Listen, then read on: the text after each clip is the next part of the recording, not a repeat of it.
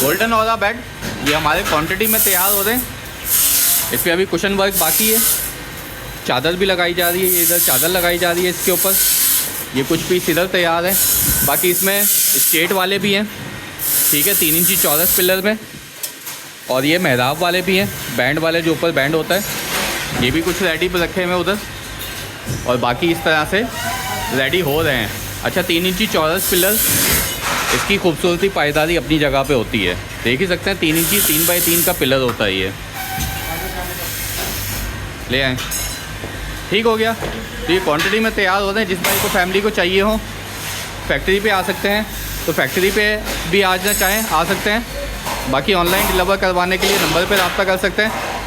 अभी इनके कुशन के जो कलर्स होंगे वो मुख्तलिफ़ कलर्स होंगे,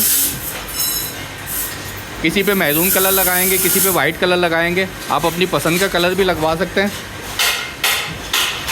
अभी तैयार हो जाएं तो फिर इसकी फुल वीडियो आईडी पे अपलोड करेंगे।